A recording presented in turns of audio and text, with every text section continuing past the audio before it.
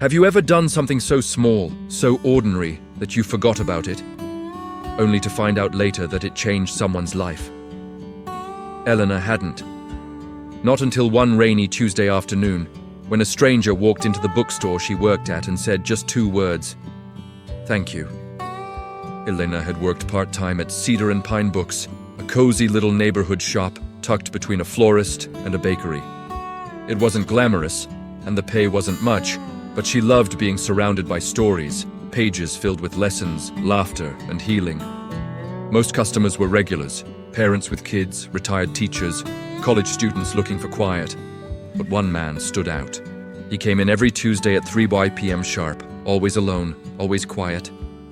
His hoodie was always pulled up, his eyes low, and he never spoke unless spoken to. He'd walk to the back, pick up a self-help or philosophy book, sit for an hour, then leave without buying anything.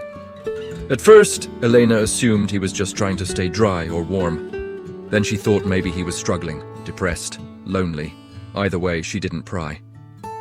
One Tuesday, as he was walking in, Elena simply smiled and said, "Welcome back."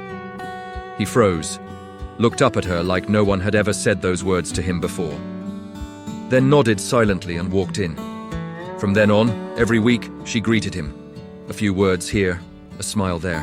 She even started setting aside a book or 2 she thought he might like. He never said much, just nodded. But every week, he kept coming back. Then, one day, he didn't. And the next week, still nothing. 3 months passed. Then, that rainy Tuesday afternoon, he walked back into the bookstore. Without the hoodie, standing taller, cleaner, a spark in his eyes. Elena blinked, surprised. "You're back."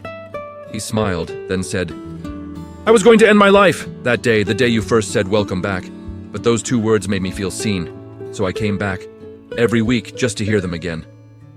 Elena didn't know what to say. He continued, "I got help. I'm okay now, and I just wanted you to know you saved me." Tears filled her eyes. He handed her a book. "This one's for you, my favorite. You gave me kindness. I want to give you hope." He walked out. She never saw him again, but that book still sits on her shelf. A reminder that even the smallest kindness can echo through someone else. It's darkness like a bell of light.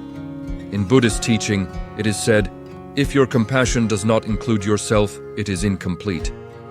And in Christian scripture, "Be kind to one another, tender-hearted, for you do not know what battles others fight." Eleanor never saved a life through grand gestures or heroics. She saved one through words so small, so human, they barely made a sound. But to someone else, they were everything.